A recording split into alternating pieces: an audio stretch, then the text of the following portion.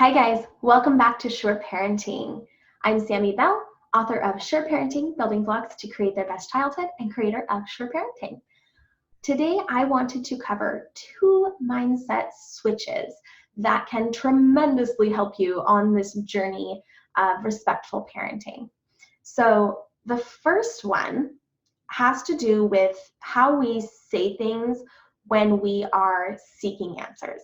Many posts start with, how can I make my kid ... How can I make my kid pee on the potty? How can I make my kid stop hitting? How can I make my kid whatever? And the word in that phrase that I want to challenge is make. We do not control other people. We can attempt to. We can temporarily force our will on somebody, but we really cannot control another human being. And when we say, how can I make them? We are putting ourselves in an adversarial role. It's me versus them. I'm going to make them do my bidding, what I want. And what we want in our family is cooperation. We want to work together. We want to problem solve together. And we want our kids to follow us because of our relationship with them, not because they're afraid of us. Why? Because that fear doesn't last. And that fear is quite damaging. You ask anybody who has lived in that kind of fear, and there are remnants of that fear, even as an adult. And some people will argue, well, essentially it gets the job done. Maybe, but what is the job? To me, the job is raising healthy children who become competent adults. Having a little person who's just scared to exist and scared to make mistakes, that's not actually achieving the goal. That doesn't do the job. That doesn't teach them problem-solving skills. That doesn't teach them how to think and be creative and find solutions and work with people who are different than them. That teaches them to avoid a few select things in my presence so they don't get in trouble. That's not really the goal. That's not the objective for me. So what I change that phrase to is, how can I help my kid to ...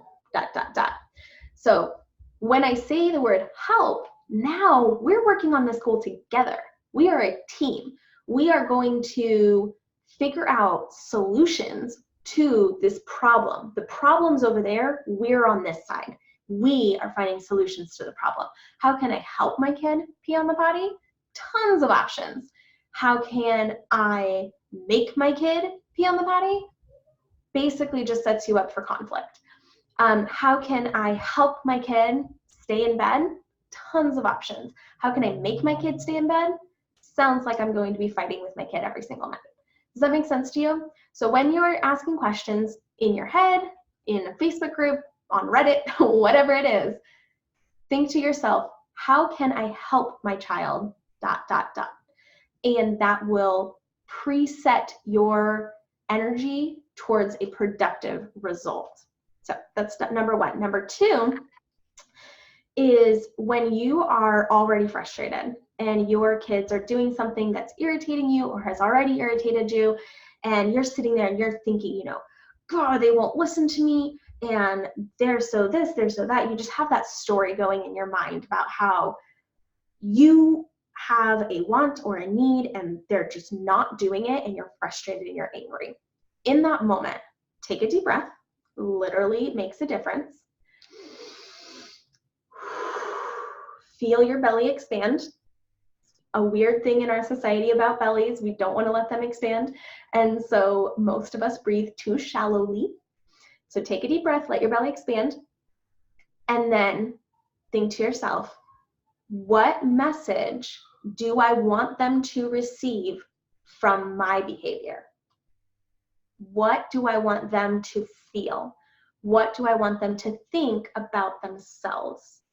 This can have a transformational effect on your attitude, on your approach, on the way you're thinking, and on your anger.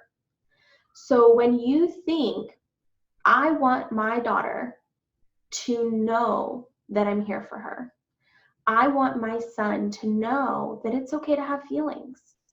I want my child to feel safe in their home. Those goals mean that you are going to be more responsive. You are going to be interested in what's driving their behavior. You're going to want to connect and teach them that it's okay to be human, that you get it and you've got their back. And when you sit in that mindset and you have that focus, the other stuff comes easier. So often we're sitting in a place of anger and we're surprised that the peaceful solutions are not coming to us, but we're in the wrong mindset. Now, does that mean we can never feel angry? No, not even possible. We're all going to be angry at times. And it is within our power to change our mindset so that we can start to calm down and look for other solutions that will reach our goals. A really simple example of this, my littlest was super fussy yesterday and none of the normal things were working and I had a lot of work to do and I felt frustrated. I felt like, just take a nap. You know, that's how I'm feeling inside. And it's very straightforward in that place. Take a nap, you'll stop whining, I'll get my work done. All problem solved. And it's easy to be in that place and feel like it's really simple, they're just not doing it. Except that mindset isn't helping me reach my goals. So I thought, what message do I want my daughter to receive from my behavior? I want her to know that I'm always there for her. She's never going to be abandoned. She's never going to be left to figure it out all on her own. She always has me as a resource. I'm always going to be on her side. That's really important to me. So from that stance, work can wait. I can just hold her. She can be fussy. I can take the time and the space and take my frustration and let it go and be there for her, because that is my ultimate goal. Yes, I have deadlines and goals for work, but do they matter to me as much as my goals for my kids? No, they don't. Is it always that simple? No. So what if you can't? What if literally like there is a deadline and you will get fired if it's not done? How can you still reach your goals? One, acknowledge that. Explain to your kiddo, I know you're frustrated and you want to just sit and cuddle, and I do have to finish that. And it's really, really hard for you right now. Just acknowledging their reality, that is so significant. They're not being bad. They're not trying to give you a hard time. They're struggling.